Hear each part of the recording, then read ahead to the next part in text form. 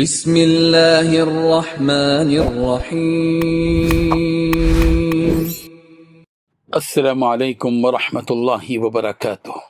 الحمد للہ وکفی وسلام علی عبادہ الذین اصطفی، اما بعد۔ حاضرین و ناظرین، یہ درس حدیث نمبر 601 ہے اور آج کا عنوان ہے حسن اخلاق اور سلام کو عام کرنا جنت کا راستہ۔ روایت سماعت کیجیے، ترجمے کے بعد تشریح کی جائے گی۔ بسم اللہ الرحمن الرحیم۔ عن شریح عن ابیہ ہانئ رضی اللہ عنہ انہ قال یا رسول اللہ اخبرنی بشیء یوجب لی الجنہ قال علیک بحسن الکلام وبذل السلام۔ صحیح ابن حبان۔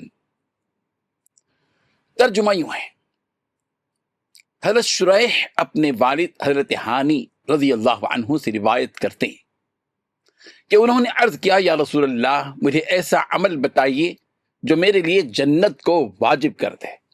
آپ علیہ الصلوۃ والتسلیم نے ارشاد فرمایا، تم اچھی گفتگو کو اختیار کرو، السلام کو عام کرو۔ حاضرین و ناظرین، اس حدیث میں رسول رحمت صلی اللہ علیہ وسلم نے دو آسان اور نہایت عظیم اعمال کی تعلیم دی ہے جو معاشرے میں محبت، اخوت اور خیر خواہی کو فروغ دیتے ہیں۔ پہلا عمل حسن کلام، یعنی انسان نرمی، سچائی، شائستہ اور دل کو خوش کرنے والی بات کرے، کسی کو اپنی زبان سے تکلیف نہ پہنچائے اور ہر گفتگو میں اچھے اخلاق کا مظاہرہ کرے، کیونکہ اچھی گفتگو دلوں کو جوڑتی ہے، نفرتوں کو ختم کرتی ہے اور انسان کو لوگوں میں محبوب بنا دیتی ہے۔ دوسرا عمل سلام کو عام کرنا۔ سلام اسلامی معاشرے کی پہچان، محبت کا پیغام ہے اور ایک دوسرے کے لیے دعا ہے۔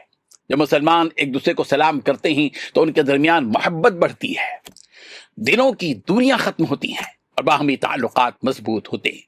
اسی لیے رسول رحمت صلی اللہ علیہ وسلم نے سلام کو عام کرنے کی بار بار ترغیب دی۔ یہ حدیث ہمیں یہ بھی سکھاتی ہے کہ جنت کے حصول کے لیے عبادات، فرائض و واجبات کے ساتھ ساتھ حسن اخلاق، اچھی زبان اور دوسروں کے ساتھ خوش اخلاقی اور ان سے حسن سلوک بھی ضروری ہے، جو کہ بہت بڑی نیکیاں ہیں۔ لہذا جو شخص اپنی زبان کی حفاظت کرتا ہے، ہر ایک کے ساتھ خیر خواہی اور محبت سے پیش آتا ہے اور سلام کو عام کرتا ہے، وہ اللہ تعالیٰ کی رضا کے قریب ہو جاتا ہے اور اس کے لیے جنت کا راستہ آسان ہو جاتا ہے۔ اللہ تعالیٰ ہمیں حسن اخلاق، پاکیزہ گفتگو اور سلام کو عام کرنے اور اپنے کردار سے محبت و خیر خواہی کو پھیلانے کی توفیق عطا فرمائے، آمین۔ وآخر دعوانا ان الحمد للہ رب العالمین۔